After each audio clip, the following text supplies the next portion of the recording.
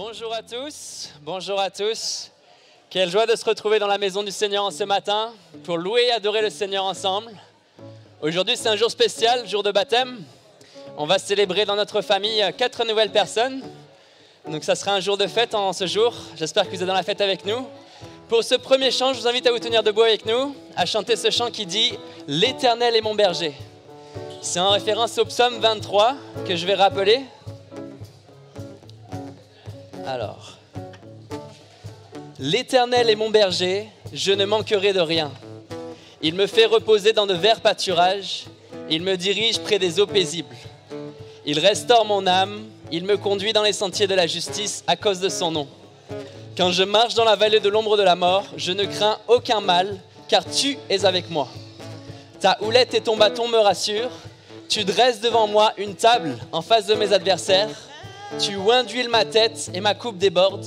Oui, le bonheur et la grâce m'accompagneront tous les jours de ma vie et j'habiterai dans la maison de l'Éternel jusqu'à la fin de mes jours. Donc c'est ce chant qu'on va chanter en ce matin. L'Éternel est mon berger, de rien je ne manquerai. Alléluia. Oh, oh, oh, oh, oh, oh, oh, oh, oh. Est-ce qu'on peut taper des mains? Oh, oh, oh, oh, oh, oh.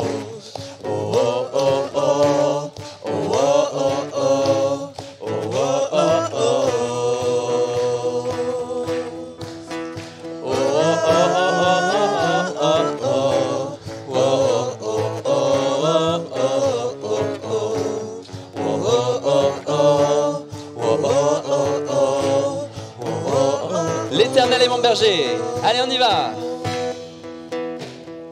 L'Éternel est mon berger.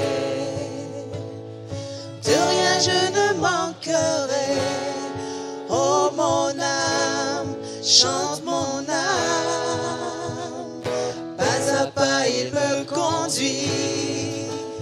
Au bord des eaux calmes je le suis. Oh mon âme, chante mon âme. Oui, toujours, alléluia.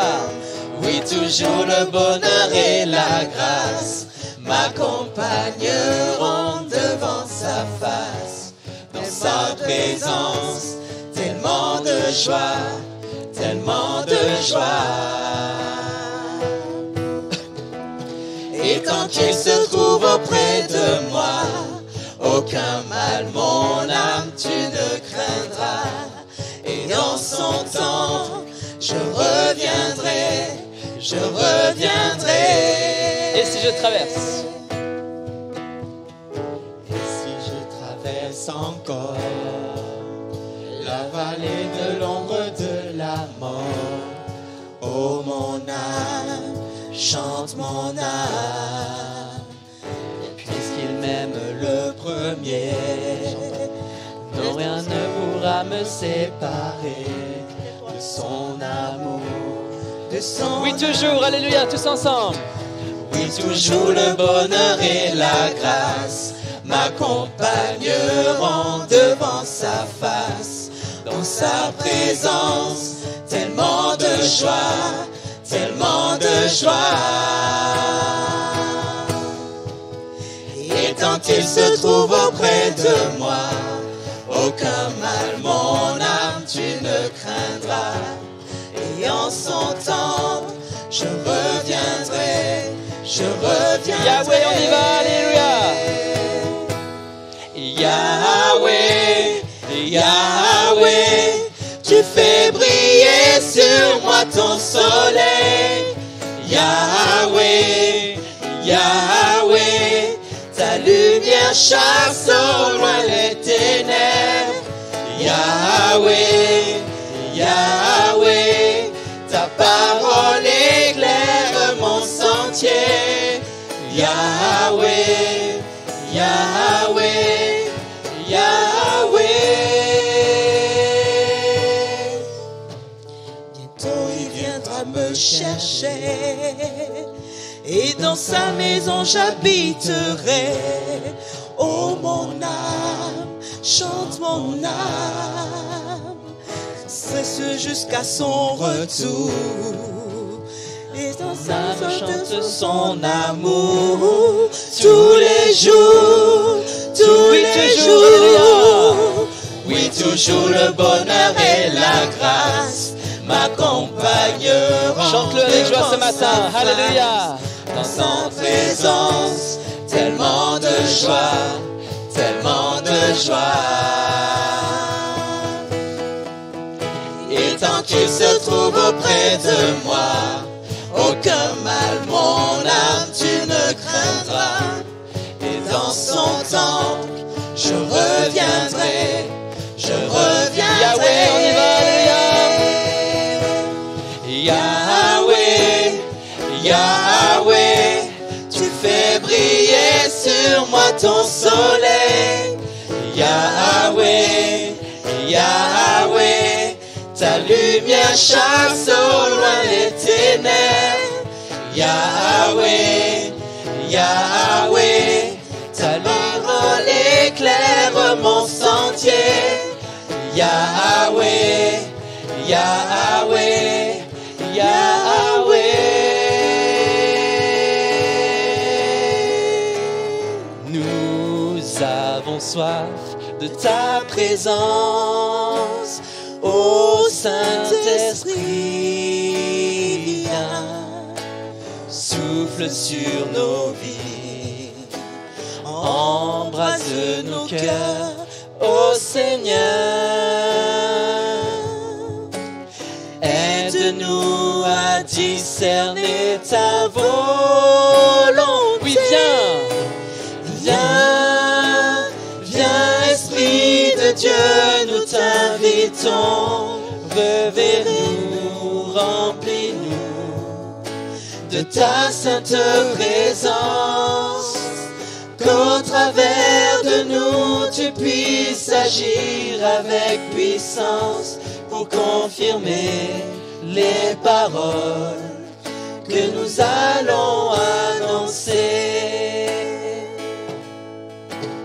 Nous avons soif de ta présence, ô Saint-Esprit, viens, souffle sur nos vies, purifie nos cœurs, ô Seigneur. Aide-nous à toujours plus te ressembler. Oui, viens, Viens, viens, Esprit de Dieu, nous t'invitons. Revêt-nous, remplis-nous de ta sainte présence, qu'au travers de nous tu puisses agir avec puissance pour confirmer tes paroles que nous allons annoncer. nous avons soif.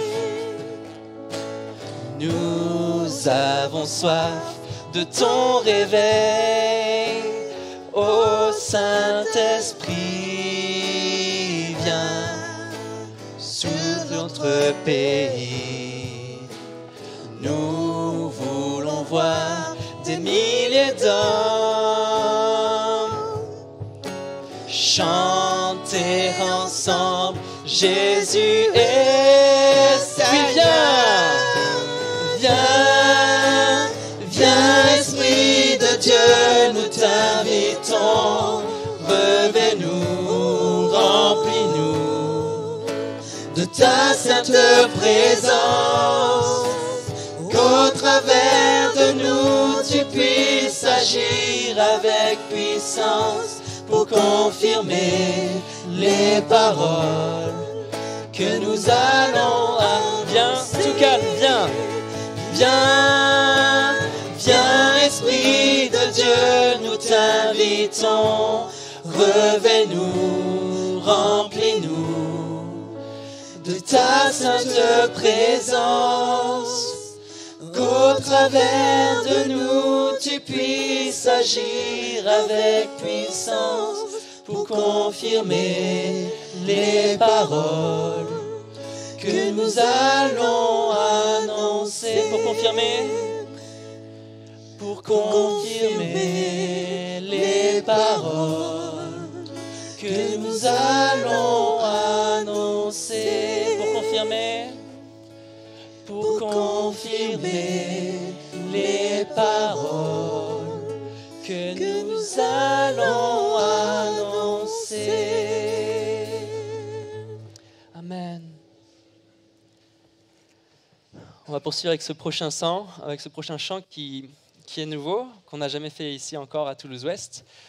C'est un chant qui nous parle du nom de Jésus. Et vous savez que dans la Bible, les noms des gens ne sont pas choisis au hasard, ils sont choisis avec précision.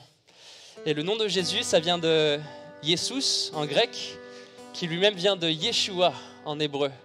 Yeshua qui signifie Dieu qui sauve, Dieu qui délivre. Et c'est ce nom-là qu'on va adorer en ce matin. Le nom de Yeshua. C'est des paroles qui sont simples. Le refrain, il fait juste Yeshua, Yeshua. Le couplet, il fait mon bien-aimé parmi des milliers et le plus beau. C'est ça qu'on va chanter en ce matin. Et le pont, il fait à toi soit le règne, à toi soit la gloire pour toujours. Amen. Si vous ne connaissez pas les paroles, vous pouvez l'écouter une première fois et vu qu'on va le chanter plusieurs fois le refrain, vous pouvez le chanter avec nous les prochaines fois.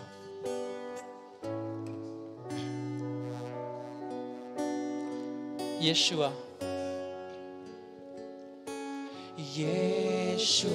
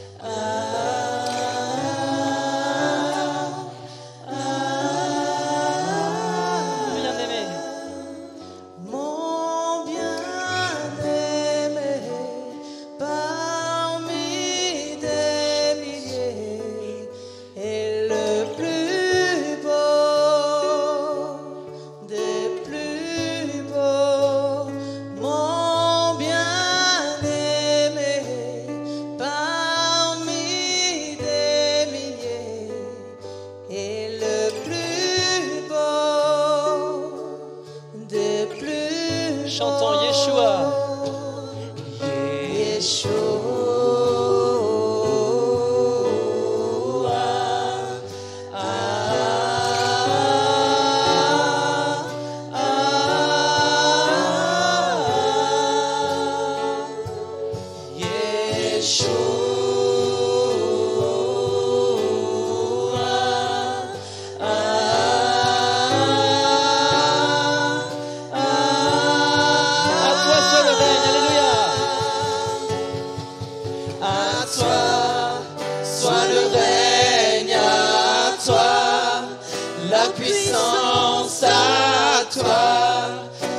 La gloire pour toujours. Amen. À toi soit le règne, à toi la puissance, à toi soit la gloire pour à toi toujours. Soit le règne. Amen. À toi soit le règne, à toi la puissance, à toi soit la gloire pour toujours. Amen. À toi soit le règne, à toi la puissance, à toi soit la gloire pour toujours. Amen. Yeshua.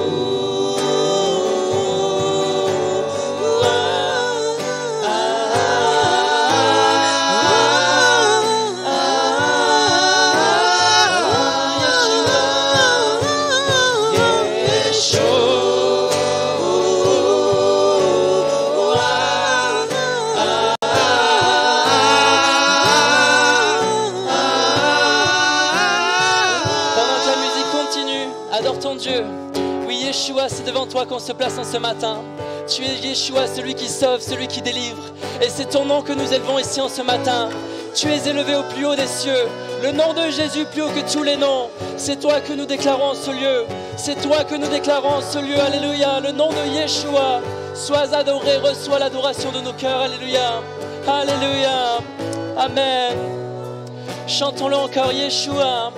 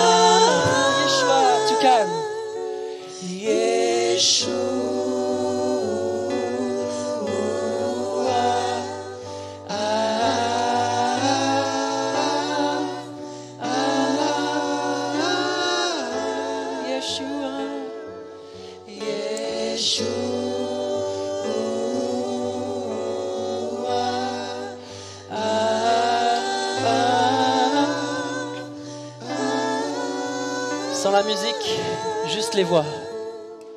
Yeshua.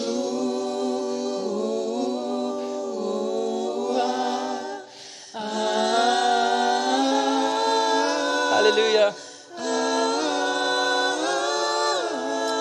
Yeshua.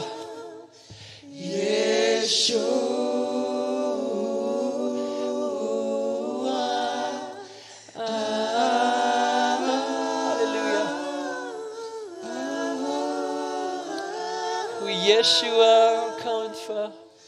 Yeshua.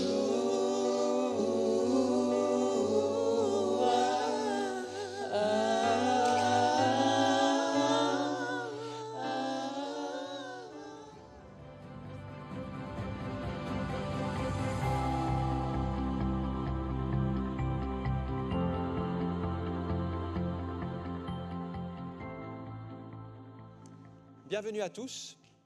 J'aimerais parler sur les conséquences de la foi. Dans Éphésiens, chapitre 2, verset 8, Paul écrit « Car c'est par la grâce que vous êtes sauvés, par le moyen de la foi.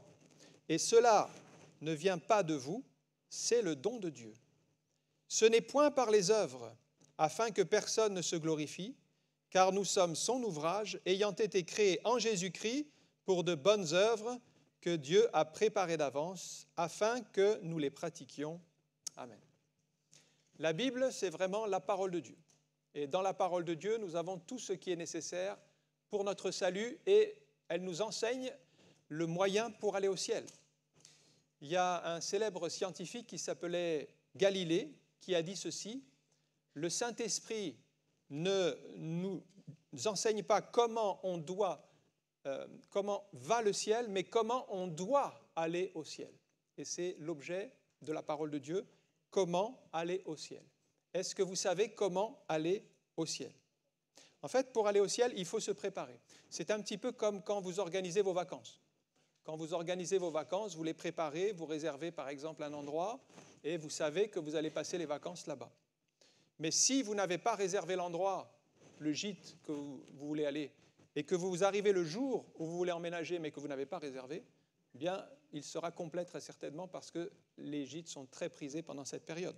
Donc, un gîte, ça se prépare, ça se réserve à l'avance, et les vacances, ça se prépare. Eh bien, pour aller au ciel, il en est de même, il faut préparer sa place. Et pour préparer sa place, eh bien, il faut lire la parole de Dieu, rencontrer Jésus, lui donner son cœur, et par la foi, il nous réserve une place au ciel. C'est par la foi. La foi, c'est un petit peu comme un passeport. Pour aller, par exemple, aux États-Unis, on sait qu'on a besoin d'un passeport en bonne et due forme. Si notre passeport n'est pas en règle, on ne monte pas dans l'avion pour aller aux États-Unis. Eh bien, pour aller au ciel, il nous faut un passeport en bonne et due forme, et ce passeport, nous l'appelons la foi. Est-ce que vous avez le passeport pour aller au ciel? C'est la foi. Si vous n'avez pas ce passeport-là, vous pouvez même venir à l'église, vous pouvez même lire la Bible, mais si vous n'avez pas la foi, alors vous ne pouvez pas aller au ciel. C'est ce qui va déterminer votre accès au ciel. Moi, j'aimerais voir avec vous 5 conséquences du salut. On a dit d'abord, c'est par la grâce que vous êtes sauvés par le moyen de la foi. 5 conséquences de la foi pour nous. D'abord, c'est le salut. Le salut, c'est par grâce, mais par le moyen de la foi. Alors, on va parler de la grâce. Qu'est-ce que la grâce? On peut définir la grâce comme la manifestation de l'amour de Dieu pour tous. Parce que Dieu aime tous les hommes et veut les sauver. La grâce, ça présuppose quand même un état antérieur de condamnation, parce qu'on ne fait pas grâce à quelqu'un qui n'a rien fait, mais on fait grâce à un coupable. Alors nous étions pécheurs, nous étions séparés de Dieu, et Dieu nous a fait grâce. Donc on ne fait pas grâce à un innocent, on fait grâce à un coupable. Nous étions coupables, donc. La grâce est un cadeau. Elle vient de Dieu. On ne peut pas se faire grâce soi-même, donc c'est Dieu qui nous fait grâce. Elle est universelle, c'est-à-dire que si Dieu fait grâce ici à Toulouse, il fait grâce aussi à Paris, mais aussi dans tous les pays du monde, partout, en tout lieu, la grâce est là. Sachez que la grâce ne durera pas toujours parce que Dieu a fixé un terme aux actions de ce monde et Jésus reviendra un jour et il jugera les hommes. Et donc, jusqu'à ce temps, jusqu'au retour de Jésus, il y a la grâce, mais cette grâce s'arrêtera. Donc, profitez que la grâce est encore là parce que demain, nous ne savons pas s'il y aura encore la grâce. Enfin, la grâce doit être acceptée personnellement. Puisque Dieu fait grâce à tous, est-ce que vous l'avez acceptée? Il est arrivé une histoire aux États-Unis lorsqu'Andrew Jackson était président, c'était le 7e président des États-Unis. Un certain dénommé George Wilson a assisté à un cambriolage dans une poste. Et comme il était armé, il a tiré sur le cambrioleur. Et donc il l'a tué. Et à cause de la mort de cet homme, George Wilson s'est retrouvé en procès et condamné à la peine capitale parce qu'il avait tué un homme.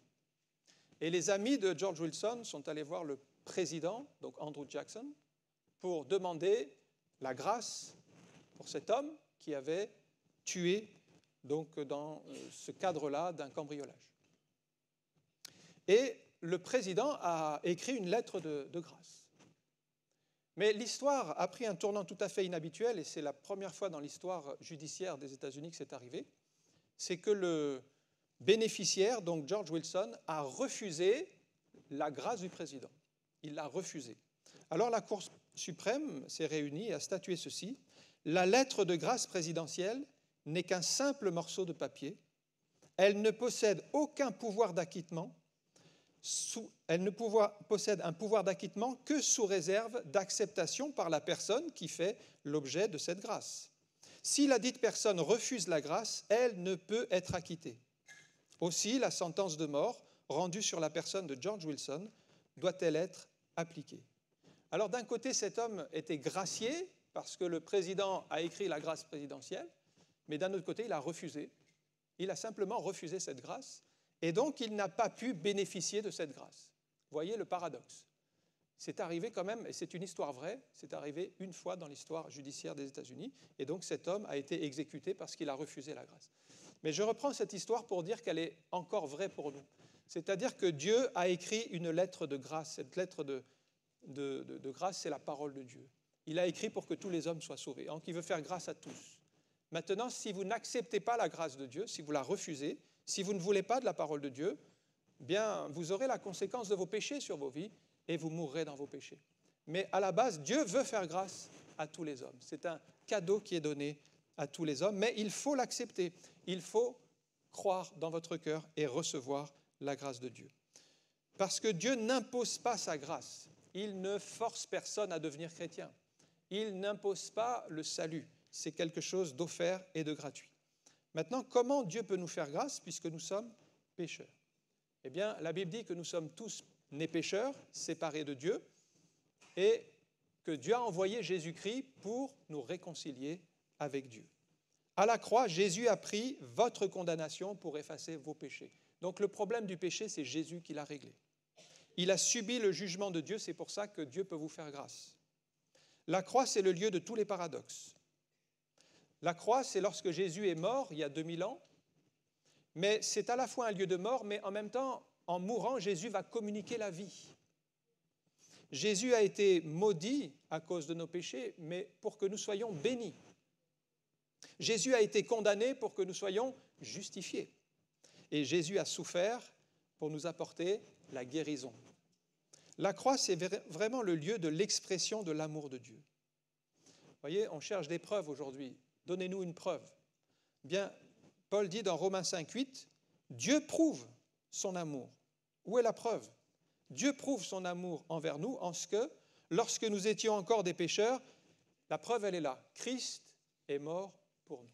On peut dire que la croix, c'est la preuve de l'amour de Dieu pour nous tous.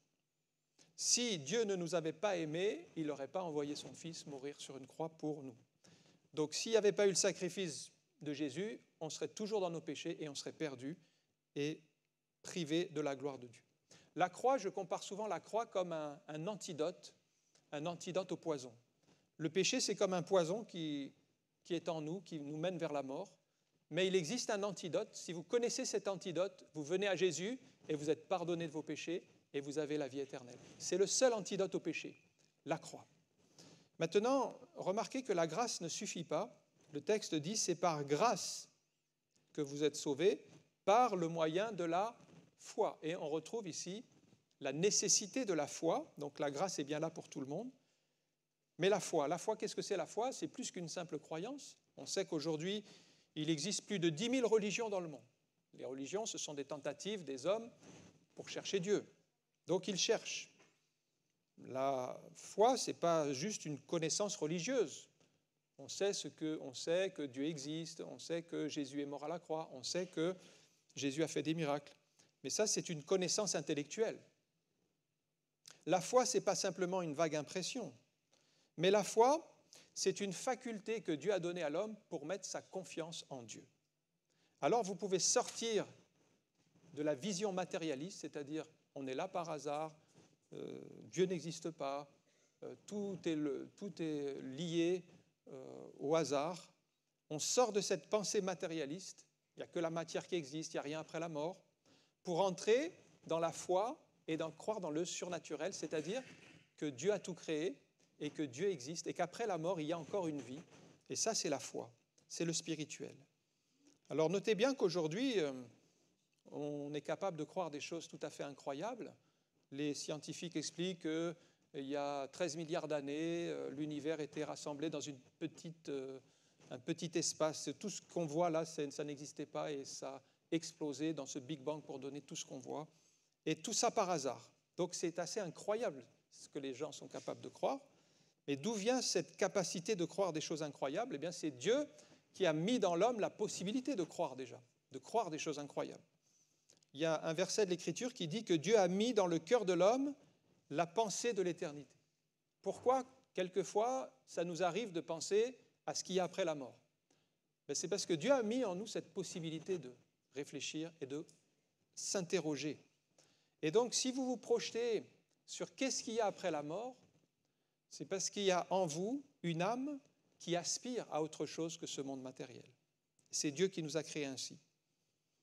L'être humain, c'est le seul capable de se projeter pour l'avenir et voir au-delà de sa vie. Il n'y a que l'être humain qui peut faire ça. Donc la grâce, elle est bien disponible pour tous, mais Paul dit, oui, la grâce est là pour tous, mais par le moyen de la foi. Et maintenant, ça va être déterminant, la foi. Parce que tout le monde ne croit pas. Je prends l'exemple de la maison. À la maison, par exemple, vous avez du courant en permanence qui circule. Mais pour que le courant devienne agissant, il faut appuyer sur l'interrupteur. Quand vous appuyez sur l'interrupteur, vous voyez que la lumière jaillit. Bien, on pourrait dire que le courant, c'est un peu l'image de la grâce, il est là en permanence, mais appuyer sur l'interrupteur, c'est maintenant l'acte de foi. Il faut croire et il faut agir. Et donc, tant que vous n'agissez pas, tant que vous ne faites rien, oui, le courant est là, disponible. Mais il faut, pour qu'il devienne concret, il faut agir, il faut croire. Et donc, la grâce en elle-même ne vous sauvera pas. La grâce est là, mais elle ne sauve pas toute seule. Il vous faut maintenant croire personnellement que Jésus est mort à la croix pour vos péchés et l'accepter comme Seigneur et Sauveur. Maintenant, c'est la foi. C'est la part qui incombe à l'homme.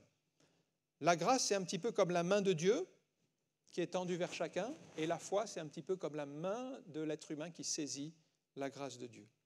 Je vous donne un autre exemple. Si vous recevez un chèque pour un héritage, par exemple, vous recevez un chèque de 50 000 €. Vous recevez ce chèque à la maison, mais en réalité, ça n'est qu'un morceau de papier. À la base, il y a écrit une grosse somme dessus. Il va devenir votre propriété que si vous l'acceptez. Donc, vous le signez au dos, vous le mettez à la banque. Mais si vous le laissez à la maison, même s'il y a une très grosse somme dessus, en fait, cette somme ne va pas sur votre compte comme ça. Elle n'est pas portée sur votre compte. Elle est là sur votre bureau, mais vous n'en bénéficiez pas. Bien, c'est ça. À un moment donné, la grâce est là, mais pour en bénéficier, il faut l'accepter par la foi et la mettre sur notre compte. La grâce, c'est une généralité, la foi, c'est personnel. Donc la première conséquence de la foi, c'est le salut. C'est par la grâce que vous êtes sauvés, par le moyen de la foi. Sans la foi, même s'il y a la grâce, vous ne pouvez pas être sauvés. Deuxième conséquence, c'est maintenant le pardon des péchés. Dans Actes 26, versets 17 à 18, c'est un texte qui s'adresse à Paul. « Je t'ai choisi du milieu de ce peuple et du milieu des païens vers qui je t'envoie, afin que tu leur ouvres les yeux pour qu'ils passent des ténèbres à la lumière et de la puissance de Satan à Dieu, pour qu'ils reçoivent par la foi en moi le pardon des péchés et l'héritage avec les sanctifiés. » Le pardon des péchés. Par la foi, vous pouvez être pardonné de vos péchés. Quand je parle du péché, je parle de véritablement un cancer de l'âme. Ça ne se voit pas, le péché. Si vous allez passer un scanner, on ne le verra pas. Mais il est en train de vous amener vers la mort éternelle. Le péché, c'est donc un cancer invisible. Vous ne le savez peut-être pas, mais c'est même le plus gros problème qui est sur vos épaules, tant que vous ne l'avez pas réglé, c'est le problème du péché. Les conséquences du péché sont très graves. Si vous ne réglez pas le problème du péché, vous allez vers la mort éternelle. La séparation d'avec Dieu, c'est-à-dire si vous mourrez, vous vous retrouvez séparé de Dieu, loin de Dieu, dans l'étang de feu. Donc la seule solution pour trouver le pardon de Dieu, c'est de venir à Jésus, de croire en son sacrifice et de l'accepter comme Seigneur et Sauveur. Peut-être vous pensez que vous n'avez pas de péché, que vous méritez bien d'aller au ciel. Il y a beaucoup de gens qui pensent comme ça. Personne ne mérite le pardon des péchés. Mais vous ne pouvez pas acheter votre salut. Vous ne pouvez pas, avec votre morale, gagner votre salut. Il n'y a que le sang de Jésus qui a coulé à la croix qui peut effacer vos péchés. Le pardon des péchés, c'est un cadeau de Dieu, mais il y a une seule solution pour recevoir ce cadeau, c'est la foi. Donc, ce verset dit, c'est par la foi en moi, la foi en Jésus, que le pardon des péchés est accordé. Troisième conséquence, c'est maintenant la guérison. La guérison. On voit Pierre et Jean qui montent au temple à l'heure de la prière, et à un moment donné, un paralytique est là à l'entrée du temple, et il fait l'aumône. Alors, Pierre et Jean le regardent, et ils sont pleins de compassion pour lui. Pierre et Jean n'ont pas des moyens de l'aider financièrement, mais ils disent, « Je n'ai ni argent ni or, mais ce que j'ai, je te le donne. Au nom de Jésus-Christ de Nazareth, lève-toi et marche. » Et là, c'est la prière de la foi. Pierre et Jean n'ont pas de pouvoir, mais ils connaissent Dieu qui a tout pouvoir. C'est ça la foi. C'est connaître celui qui a tout pouvoir. Jésus a dit, « Tout pouvoir m'a été donné dans le ciel et sur la terre. » Nous connaissons Jésus, il a tout pouvoir. La guérison, c'est une grâce. En réponse à la foi de Pierre et Jean, cet homme a été guéri. C'est un miracle. Et Pierre ne se met pas en avant. Vous voyez, il a parlé du nom de Jésus. Il dit « Au nom de Jésus, lève-toi et marche. Donc il ne fait pas une guérison en son nom, il ne fait pas une guérison parce qu'il est puissant, parce qu'il est fort. Non, il dit c'est au nom de Jésus. Donc nous pouvons prier au nom de Jésus et nous attendre à son action. Actes chapitre 13, verset 16 dit ceci. Voilà ce que Pierre dit lorsque les gens lui disent « Mais comment ce miracle est-il arrivé? Comment est-ce possible que cet homme paralysé maintenant marche ?» Il dit « Mais c'est par la foi en son nom, c'est-à-dire dans le nom de Jésus, que son nom a raffermi celui que vous voyez et connaissez. » Donc Pierre dit c'est Jésus qui a fait le miracle, c'est Jésus qui a fait la guérison. C'est la foi en lui, en Jésus, qui a donné à cet homme une entière guérison en présence de vous tous. Donc la seule chose qui nous est demandée à nous, c'est de croire. Pour ce qui est question de la guérison, c'est Jésus qui intervient, c'est la grâce, c'est l'affaire de Dieu. Il s'en occupe. Mais nous, notre part, c'est de croire et de prier. Quatrième conséquence de la foi, c'est maintenant les miracles. Les miracles, on peut s'attendre aux miracles parce que Dieu est au-delà des lois naturelles. Dieu a tout créé, il a créé les lois naturelles, donc il peut faire au-delà des lois naturelles. Un jour, Jésus apprend que son ami Lazare est gravement malade. Et donc, il doit venir, mais il se trouve qu'il va tarder un petit peu avant de venir. Et pendant que Jésus tarde à venir, Lazare est mort. Et lorsqu'il arrive sur les lieux, il est déjà enterré. Alors, il devait venir pour prier pour lui, mais il est arrivé trop tard selon ses sœurs. Marthe lui dit, « Si tu avais été ici, mon frère ne serait pas mort. » Un petit peu plus loin, Marie interpelle Jésus, lui dit la même chose. « Si tu avais été ici, mon frère ne serait pas mort. » Autrement dit, les deux sœurs ont la même attitude de dire « Jésus, tu es arrivé en retard. Si tu étais arrivé plus tôt, tu aurais prié pour mon frère qui était malade et il serait guéri. » Jésus n'est pas arrivé en retard parce qu'en fait, il a son calendrier. En fait, Jésus a son calendrier. Et c'est à nous de nous caler sur le calendrier de Jésus, et ce n'est pas Jésus qui va se caler sur notre calendrier. Marthe et Marie, selon leur calendrier à elles estimaient que Jésus était en retard. Mais Jésus n'est pas en retard. Parce que Jésus est venu pour donner plus qu'une guérison, il était venu pour apporter une résurrection. Jésus est venu pour faire sortir Lazare de la mort. Alors quand on n'est pas calé dans le calendrier de Dieu et qu'on se limite à nos calendriers, alors on va souvent être déçu et on va dire Dieu n'a pas agi, Jésus n'est pas intervenu, ou comme Marthe et Marie, on va dire le Seigneur est arrivé trop tard, on va être frustré. Mais pourquoi? Parce que nous ne sommes pas dans le calendrier de Dieu. Nous sommes avec notre calendrier à nous, selon notre calendrier, il est trop tard. Mais même si c'est trop tard selon notre calendrier, ce n'est pas trop tard pour le calendrier de Dieu. Le calendrier de Dieu, il est au-dessus de notre calendrier. Et le temps de Dieu, c'est le meilleur moment. La seule condition pour le miracle, donc Jésus n'est pas décontenancé quand il entend ces reproches, tu es arrivé trop tard, il fallait venir plus tôt, maintenant on ne peut plus rien faire. Jean 11, 40, voilà ce que dit Jésus. Ne t'ai-je pas dit que si tu crois, qu'est-ce que Jésus met en avant? La foi. Si tu crois, tu verras la gloire de Dieu. Voilà ce qui a permis la résurrection de Lazare, c'est la foi. La foi dans le miracle, la foi dans le Dieu Tout-Puissant qui peut tout changer. Lazare était mort depuis 4 jours.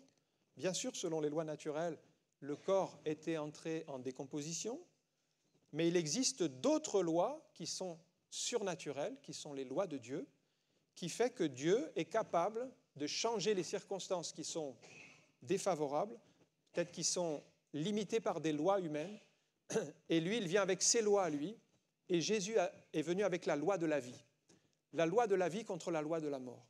Et la loi de la vie de Jésus a été plus forte que la loi de la mort, parce que les lois de Jésus sont au-dessus des lois naturelles.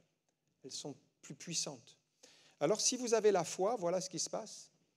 Vous pouvez prier et vous entrez sur le terrain du miraculeux, le miracle de Dieu, et tout devient possible. Et une dernière conséquence, c'est maintenant l'exaucement des prières. Dans Marc chapitre 11, verset 24, voilà ce que dit Jésus. Il montre que la foi a pour conséquence l'exaucement. Tout ce que vous demanderez en priant, croyez que vous l'avez reçu. Nous retrouvons ici la foi donc au centre. Vous devez croire quand vous priez. Vous devez croire que vous l'avez reçu et vous le verrez s'accomplir. Ça, c'est le temps de Dieu, c'est le temps de l'accomplissement et du miracle. Mais quand vous priez pour Jésus, il y a un impératif quand vous priez. Il ne dit pas de temps en temps ou occasionnellement. Il dit, mais quand vous priez, vous devez y associer la foi. Croyez que vous l'avez reçu. Pourquoi ? Parce que si vous priez sans la foi, en fait, vous dites des paroles dans le vide. Vous dites des paroles, mais vous priez sans la foi. Donc, prier sans la foi, c'est juste parler. Mais prier avec la foi, c'est une prière qui monte vers Dieu. Prier sans la foi, c'est un peu comme allumer un feu et vous jeter un seau d'eau dessus. Ça n'aboutit à rien. Mais prier avec la foi, c'est la prière qui vient du cœur, c'est la prière qui monte vers le trône de Dieu. Alors, si vous priez par habitude, parce qu'on vous a dit qu'il faut prier, alors vous récitez une prière, alors vous priez par routine, mais vous n'y associez pas la foi, ben en fait, cette prière, ce ne sont que des paroles vaines. Jésus en parle, il dit que c'est inutile de répéter des prières qui sont des routines, qui sont des mots qui se succèdent les uns aux autres. Il faut à un moment donné y ajouter du cœur et la foi et croire en Dieu et croire que ce qu'on prie va s'accomplir. La foi va donc permettre de rendre présent ce qui est encore à venir. La foi, c'est simplement croire comme un enfant. Vous voyez, un enfant, vous lui annoncez, par exemple, que la semaine prochaine, vous allez lui offrir une voiture télécommandée qu'il avait vue dans le magasin. Eh bien, lui, il le croit, il le reçoit comme un cadeau. Et il n'a pas encore la voiture, mais déjà, il croit qu'il va l'avoir. C'est la foi simple d'un enfant. La foi simple que Jésus nous demande, il dit, si vous ne devenez comme des petits-enfants, vous n'entrerez pas dans le royaume de Dieu. La foi, c'est ça. C'est croire ce que Dieu dit. Croire que s'il dit quelque chose, il va le faire. C'est comme Abraham, il est dit qu'il crut en Dieu qui appelle les choses qui ne sont point comme si elles étaient. C'est ça la foi. La foi, c'est rendre présent ce qui est encore à venir, parce qu'on y croit, parce qu'on croit que Dieu va le faire. Alors la foi, ce n'est pas une question d'intelligence, ce n'est pas une question d'émotion, c'est vraiment une décision de dire je veux croire en Jésus et je veux lui faire confiance. Un enfant peut avoir la foi, alors que même des fois des savants, ils n'arrivent pas à croire. Ils compliquent trop les choses. Ils étudient la Bible, alors ils voient ceci, ils voient cela, ils voient des incohérences, alors ils analysent. Ils n'ont pas la foi simple d'un enfant, alors finalement, ça leur ferme les portes de la bénédiction. Mais vous pouvez aussi décider de croire aujourd'hui, décider de croire pour avoir ces conséquences. J'ai mentionné 5 conséquences bénies. Aujourd'hui, vous pouvez être sauvé si vous croyez, pardonné. Vous pouvez être pardonné de vos péchés, vous pouvez être guéri, vous pouvez vivre un miracle, vous pouvez être exaucé. Tout ça, c'est des conséquences de la foi. Mais est-ce que vous voulez croire ? Est-ce que vous voulez faire confiance au Seigneur ? Ça, c'est votre part. On va prier quelques instants. Merci encore, Seigneur, pour ta parole. Merci pour ta présence. Et nous croyons que tu es là ce matin pour bénir et pour accorder encore ta paix et ta grâce dans les cœurs. Oui, Seigneur, nous te rendons gloire de ce que tu es tout-puissant et de ce que par la foi, nous pouvons nous approcher de ce trône de grâce où tu veux sauver, où tu veux bénir. Et maintenant, nous te remettons le reste de cette journée entre tes mains afin que tu bénisses chaque cœur et qu'en ton nom, l'œuvre de Dieu soit faite. Dans le nom de Jésus, Amen. Que Dieu vous bénisse.